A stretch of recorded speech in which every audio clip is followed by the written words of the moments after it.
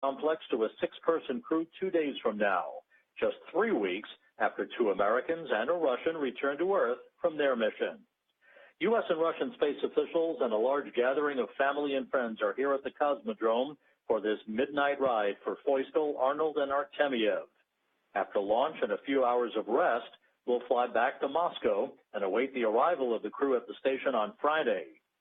The Russian Mission Control Center outside Moscow is where we will be to bring you coverage of Friday's docking and hatch opening to culminate this initial crew rotation of 2018. In the meantime, what can be better than spring, Soyuz, station, and spaceflight? We have it all here in Baikonur, Dan, with launch time approaching. That's it from the Baikonur Cosmodrome in Kazakhstan. Now back to you at Mission Control in Houston.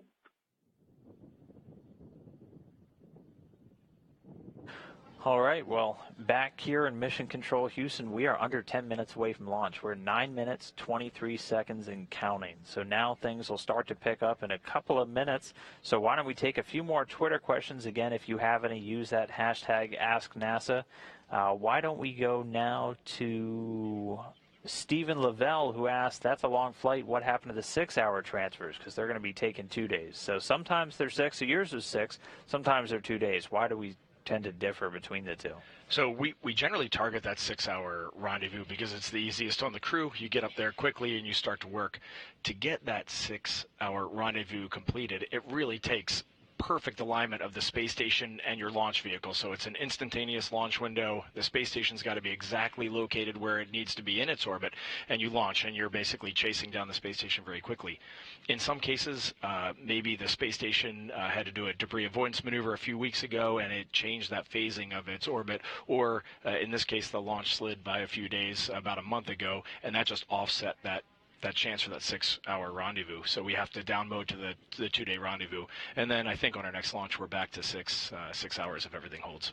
So what do you guys usually prefer? You like the 6-hour? Because it seems like it's a really long day if you're doing it all in one day. Or do you like getting and not having to be in the Soyuz for 2 days? It's a really long day on that 6-hour, but I think it's whichever one you took to get to the space station is the one you seem to prefer. Everybody that does a 2-day says that's the best for sure, and everybody that does the 6 hours like definitely 6-hour. You got to be a 6-hour flyer. Yeah. All right. Well, let's take one more from Jacob, who wanted to know, how does live video and audio get transmitted to Earth from the station so there's no interruptions? So they're using Russian ground sites on their ascent, at least for most of it, and that's how we're getting it. When they're on orbit, then they're relaying it through kind of I won't say deep space network, but basically a TDRS type network where they relay the signal out a little bit deeper into space, and then it gets transmitted back down to Earth. So there's as you travel around Russia and the U.S., you'll see huge radio dishes on the ground, and they're just using that to transfer the signals back and forth. All right. Well, again, keep sending those questions using the hashtag AskNASA. We'll try to get to a few more before the end of today's broadcast, but we're always answering them on social media as well. For now, though, we are under 7 minutes away. So at this point, first and second stages are ready for launch. Telemetry or data has been received from the rocket, and all the primary and backup systems are ready to go. And here we have a view inside of the cabin. So we have, that's going to be Drew Feustel in the left seat and Oleg Artemyev, and there he has what we call the Ukaska, the pointer. For the commander, they sit a little further back, and it's hard for him to reach all the switches, so he's using that to enter some data. And then you can see their talisman. It looks like Oleg's playing with his talisman there. And I think it looks like Drew has one as well. And then just off screen is going to be Ricky Arnold, and we'll get to see some live shots of him later. Yeah, and we do have some info. So for Drew, he has, it's called Kredek the Mole, also known as Krot in Russia. It's a cartoon character that was very popular throughout Europe from the 1950s through today. The creator from the Czech Republic, a larger one, actually flew with Drew and his crew back on STS-134. So we'll see a couple of zero-G indicators, and if we get a view of Ricky Arnold, I've just been told he actually has a small hula girl to commemorate the crew's call sign, Hawaii. That's outstanding. Being from Maryland, I thought he would have a Baltimore Oriole mascot. I know he's a huge fan. I would have supported that. All right, but at this point, again, we are 5.5 minutes away, and we just got word that the launch key has been inserted. Yes, it's an actual key. Somebody gets to carry around the launch key. And if you're lucky after flight, you may get that key. I did not get mine from our flight, but I have seen the launch key from previous Soyuz. My commander had his from his first flight, and it is, no kidding, an actual physical key. What does it look like? It's a small key that you would put into like a small lock. It's not like a giant key. It's nothing fascinating. It doesn't look like it's out of a Harry Potter movie. It's just a regular old nondescript key.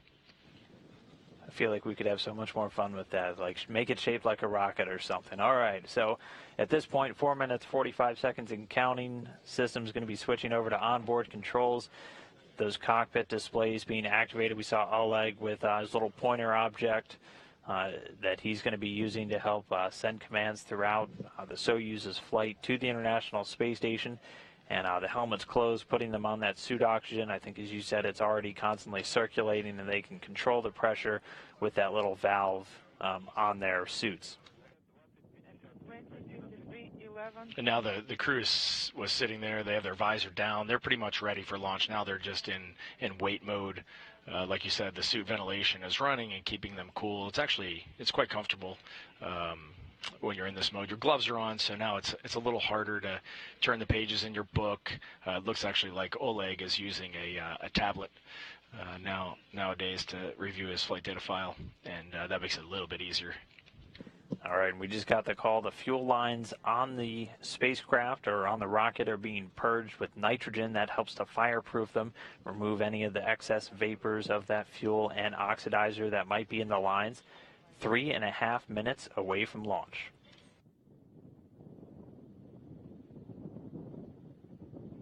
So 3.5 minutes away from launch. What's going through your head right now if you're in that rocket? Now you're 100% ready. You don't want to wait anymore. You want those engines to ignite. One interesting thing, the person that they're talking to, the Russian flight controller that the crew is talking to, this person has trained you for about the last year and a half. So you're great friends. You know them super well. You probably know their family, and that's a real comforting voice. So the only person you're talking to right now outside the crew is that we call it a 16:30. That's their call sign, and you know that person well.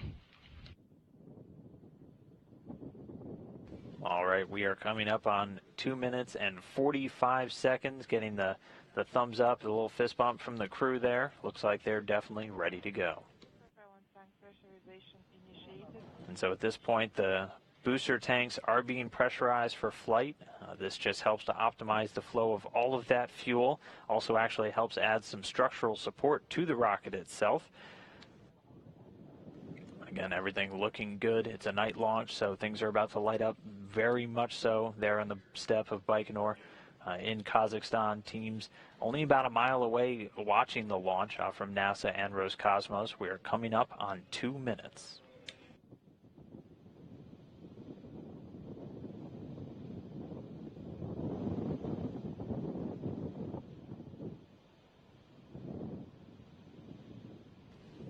Yeah, I don't know about you, but even watching here and not out there, you get excited.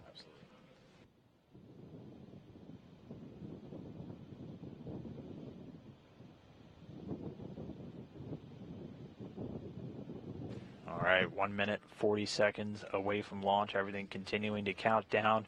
No issues with the rocket. Again, we're going to see some of those umbilical towers separate from the vehicle. When the second one separates, that means you're only 15 seconds away from liftoff. And those engines actually fire for quite a while, it seems, before you actually take off. Can you feel like that first fire, and then can you feel when you kind of leap off? Yeah, you definitely can. It's not as aggressive as what I've heard a shuttle launch is like, but you can hear those engines start up, and then when they go up to 80%, you can feel the rumble in the rocket. I actually thought we were at liftoff at 80%, and my commander was laughing at me, and he said, no, about 2 or 3 more seconds, and then boom, you're underway, and you know it's a kick in the pants when you go. It's like, Reed, no, we're still here. All right. 1 minute away. 1 minute prior to liftoff, everything is nominal on board. We are ready for launch.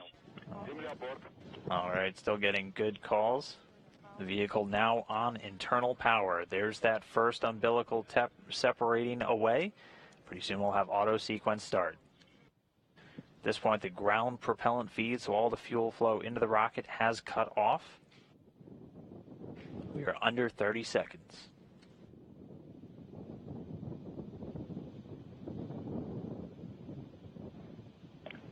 Auto sequence initiated. Now we launch command issued for ignition. And there you can see the engine starting to fire, ramping up. The second umbilical tower already separated. Engine at 80% and liftoff. Drew Feustel, Oleg Artemyev, and Ricky Arnold taking off on their way to the International Space Station. Getting a great view of those first stage engines as they light up the night sky. That first stage delivering over 930,000 pounds of thrust. 20 seconds into flight, engines are steady. 20 seconds so far since liftoff, getting good calls that the stages are performing nominally or normally.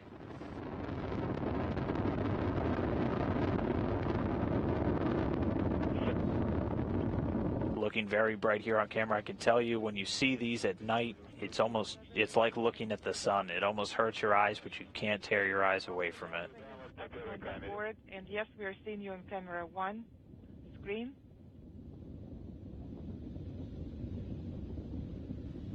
"50 seconds since liftoff, everything's still nominal or normal. Soyuz rocket doing its job, all of the parameters or the data points for its trajectory looking good, continuing to rocket across the night sky. So we're 70 seconds, over a minute and 10 seconds into the flight, the vehicle already traveling at over 1,100 miles per hour.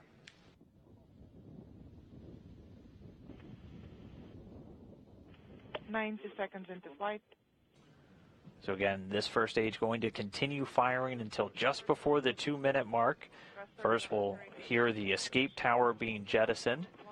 And then following that, those strap-on boosters, those 4 liquid-fueled boosters on the first stage will be jettisoned. We should hopefully get a good view of that here on the video, as it is a very crystal clear night. View inside the cabin, the crew still doing good. And getting confirmation from the visiting vehicle officer here in Houston, good first stage separation, and the escape tower has been jettisoned. That drops away at an altitude of about 28 statute miles, the Soyuz traveling at over 3,300 miles an hour. First stage separation. Thumbs up from the crew. Copy. All right, now we'll get this animation. You can see the core stage also serving as the second stage. And so 2 minutes, 30 seconds into flight. What's it like inside that capsule right now? You get some good G-forces. You know, first stage was good. Right there with the launch shroud jettison, that's a very dynamic event. You can see out the windows, and you got thrust behind you. You're pushed back in your seat, and that makes you smile. On board, and we also confirm on launch shroud jettison. 180 seconds into flight. Everything's still looking great for the rocket. Over 48 miles in altitude already. We are seeing Traveling at a speed of about 4,700 miles per hour. That core stage, and there we go. Getting our first view of Ricky Arnold there in the right seat. All smiles looking like. And we can see his 0G indicator just over his shoulder there. The hula girl for Soyuz call sign Hawaii. Copy, everything is fine on board. We're feeling excellent. Also, This core stage is about 56 feet in length, 13.5 feet in diameter, and provides between 178,000 and 222,000 pounds of thrust. That depending on where they are in the Earth's atmosphere, and that continues for 3 minutes and 28 seconds of operation. Once this second stage has done its job, it'll cut off, and we'll see the third stage begin to ignite, and then the second stage will cut away and then drop back down to Earth. That's also why, if you look at this animation, just before that orange section kind of in the middle of the rocket, there's a lattice-like structure, and that allows the third stage engine to fire before that second stage drops away. But 4 minutes, 20 seconds since liftoff. Everything's still continuing to go great with the Soyuz, getting good performance calls from the teams over in the Russian Mission Control Center in Koryov. Prior to second stage separation, copy Baikonur lead. We're standing by.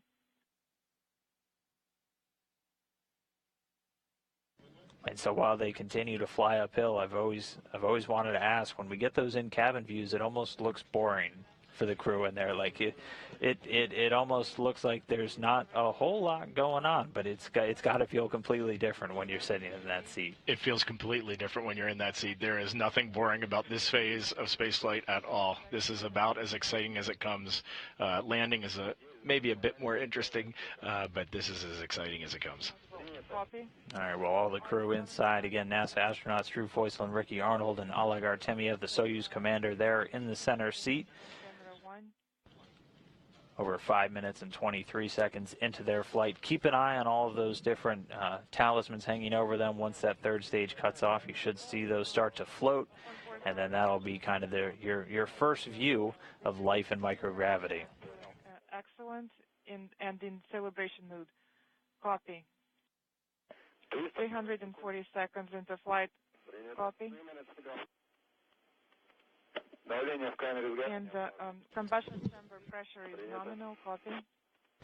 And so at this point, the second stage booster is already cut away. That coming in an altitude of about 105 miles, now being propelled by that single engine of the third stage, providing 67,000 pounds of thrust. It's going to continue to burn for 4 minutes and 2 seconds until that 8 minute and 45 second post-launch mark, at which point it will cut away and separate, and the spacecraft will be in orbit. Everything on board is fine.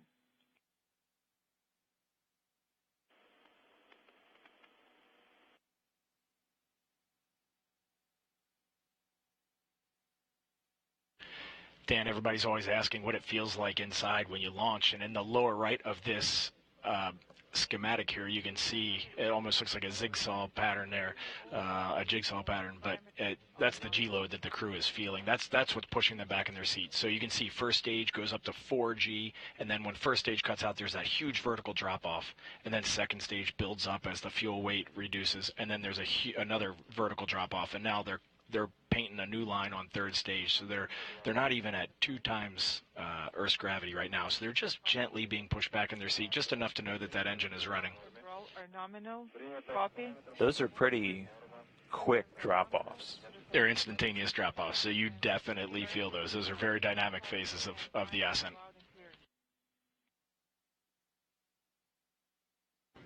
All right, well, still getting good calls, normal performance of this third stage engine. We're about 7.5 minutes into the flight, velocity approaching 13,500 miles an hour. Everything is nominal. Copy. Again, once that third stage is done with its job, the Soyuz will separate, and then they'll execute a series of commands, all pre-programmed in, to prepare the Soyuz to fly around in outer space. And those will allow all the onboard computers to deploy the solar arrays, which you can see the blue cells folded up alongside the body, and also a bunch of antennas. But everything's still looking great. We should have about 40 seconds until that third stage cutoff. Nominal on board, and the crew mood is festive. And you have 30 seconds prior to third stage separation. Copy. 500 seconds into flight, everything is nominal.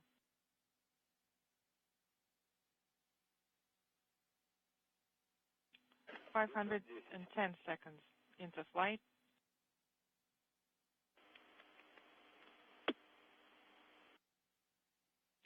520 seconds into flight.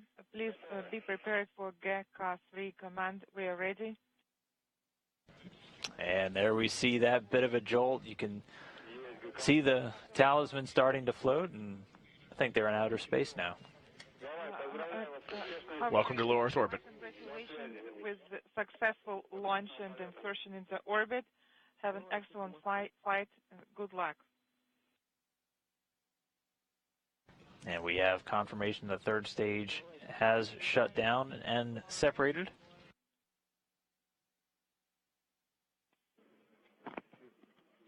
Hawaii, Moscow.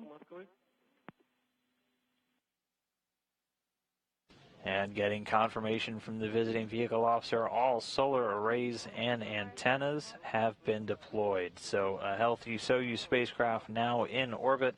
3 crew members, Drew Feustel, Ricky Arnold, and Oleg Artemyev, ready to chase down the International Space Station. So their first taste of microgravity has got to be a feeling of relief, accomplishment, excitement, wonder. I can't imagine what's going through your head when you're in that moment right there. I think you nailed it, Dan. Relief and extreme excitement, and then you see the crew. They're not taking any time to look outside right now, Dan. They're making sure their vehicle is safe to continue the mission. They're checking the pressurization systems. They were just closing some oxygen valves, and they're going to go through about a 30-minute process now of making sure that they are not leaking any of that precious atmosphere out into the vacuum of space. So this is actually a very busy time for the crew. You can see Oleg and Drew there are kind of working in concert at the same time to make sure all of their systems look great. All right, well, since it's a 2-day flight for them, so with the 6-hour flight, do you get a chance to kind of relax and get out of your suit, or are you in that seat the entire time? I never left that seat. Your commander gets out of the seat for just a few seconds, but the left and right seaters there, in this case it'd be Drew and Ricky, they wouldn't leave their seat. But in this 2-day profile, once they check their vehicle and everything looks good, they'll do a few orbital adjustment burns today, and then they actually have a chance to go to sleep up there. All right, well, control and monitoring of the vehicle going to be overseen from this room that you're seeing right here, the Russian Mission Control Center just outside of Moscow. And again, they're relaying all the data over to us here in Mission Control Houston. Again, we heard good confirmation of solar array and antenna deploy. So a healthy Soyuz spacecraft in orbit, ready to begin its chase down of the International Space Station. The AKG was not initiated when we pressed the initiation button. Well, I'm standing by for the first IPA measurement. First measurement, this is Hawaii 2. Time is 20. As the pressure is 794. BO pressure is 002. BO pressure is 800. It is 855. Copy Hawaii. And now Hawaii. All right, well, now that we have a crew safely in orbit, we wanted to take a couple moments to answer a few more Twitter questions. Again, if you have any, you can always use the hashtag AskNASA to send them along. This one comes from Manish Kumar Mishra, who wanted to know, how does the research that you're doing in space help prepare to send humans to Mars and beyond? Well, it's all about just learning how to live and work up there, and then these trips that we will take to Mars, I would say in the near future, they're going to be years-long kind of trips, 6 months out, spend maybe a year or two on the surface and 6 months back, and we just want to know what happens to the human body and all that time.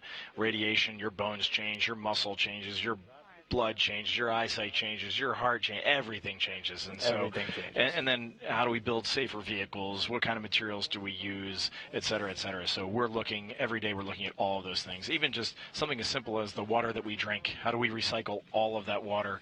Those systems are on board the space station. How do we keep the oxygen level right in the atmosphere?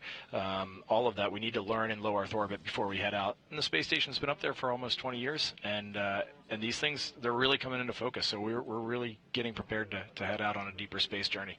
All right. Our next one comes from Elise, a little bit of the lighter side. Can the crew watch TV, listen to the radio? What do you guys do for fun up there? In the Soyuz, you cannot. You have your two crewmates in the Earth, and that should keep you entertained. But for the 6 months that you're on the space station, you get one channel of TV, and then you can request a few shows that are uplinked a couple times a week. So you actually stay pretty well entertained. But by far the thing you want to watch the most when you're up there is the Earth below you. It's always magical. It's always got something new for you to look at, and that really captures your fascination. All right, this next one from Marcia Pohl. So this will be different depending on how your flight goes, but how long was it before you got to sleep on your launch day? So for you, it was different because for me it was different, and it took a while. And that first night on the space station, you're in this crazy foreign world. The Soyuz is a tiny little spacecraft, so once they get their onboard systems checked out and everything is looking good, it's pretty. From what I hear, it's pretty easy to go to sleep in the Soyuz. And so I would say it's they're only a few hours away from being able to take that first nap. All right. Okay, and then how do the astronauts typically spend their time when they're traveling towards the station? So on a 2-day, what are they kind of getting into? Because it is kind of a small space, but what can they do? Well, they can listen to music, they can tell jokes to each other, they can read books if they brought any. Most crews are going to take something to keep them occupied. But then from time to time, they're going to be checking in with Moscow Mission Control. They're going to be doing orbital correction burns. They're going to be verifying that their spacecraft is safe. So in between some periods of downtime, they also have some pretty intense work to do. All right, well, we got time for one more. This one's from Elise, and she wanted to know what it feels like to be in the rocket during launch. So if you had to pick kind of one thing that really stands out to you when you're on a rocket for a launch, what really kind of, what do you never forget? Power. Power. You never forget that power. I mean, you are being hurled from 0 miles an hour to 17,000 miles an hour in 8.5 minutes. That's pretty quick. There's a lot of power. It's a good 0 to 60 time. All right. Well, again, thanks for sending in your questions using the hashtag AskNASA. We'll continue to answer them on social media and any other time we do these kind of broadcasts, and hopefully anytime I can drag Reed on here with me. So keep on sending those in. We always love to hear from you guys. All right. Well, with the Soyuz now in orbit, it's going to arrive at the International Space Station in just 2 days. So we will have a couple of updates for you real quick on how you can watch all of that coming up. 55 is the third measurement. Copy is the third number of the measurement. Moscow, Hawaii, how do you copy? But you know, with interference, I think you're very... All right, well, immediately following today's broadcast, we're going to be bringing you launch replays from a bunch of the different cameras that were out there in Baikonur to watch that rocket lift off the pad. That'll be coming up right next. And then later today at 3 p.m. Central, 4 p.m. Eastern, we'll do a video file of the post-launch, giving you all the best views of the launch itself. And then any other interviews we got with some folks there on the ground in Baikonur to watch today's events. And then we will be back with our live coverage of this mission on Friday, March 23rd. And we'll be starting off at 2 p.m., so another great time of the day to watch a Soyuz flying through space. We'll come on the air at 2 p.m. Central, 3 p.m. Eastern for docking coverage. They're scheduled to dock at 2:41 p.m. Central. Following that, they'll dock. They'll spend a couple of hours doing some leak checks and then get the hatches open. Hatch opening coverage will start at 4 p.m. Central, 5 p.m. Eastern. The hatch opening scheduled to come about 35 minutes later. Then the crew members will be able to go on board, greet their new crew members in their new home for the next 6 months, and then we'll close with that final video file of all of the highlights from that day's events. Well, the comm is intermittent. We cannot hear you very well. Hawaii, you can loosen your shoulders, grab, open your visors, deactivate thermal sensors at the specified time. Copy regarding thermal sensors. Vehicle has been inserted into orbit, and the parameters of the orbit are all nominal. All right, well, I want to thank everybody for tuning in to watch these three humans blast off the face of planet Earth. I want to thank Reed Wiseman, NASA astronaut, for joining me here today on Console. Reed, it's been a pleasure. Hope you had some fun. Any chance I get to come to Mission Control, I'm here for you. All right, we'll bring you back. All right, well, again, stick around. We're going to be bringing you replays of that fantastic night launch. So stick around, see that rocket lift off a few more times. Thanks again for joining us today. Come back on Friday to watch them dock to the International Space Station. But for now, that'll do it for us. This is Mission Control Houston.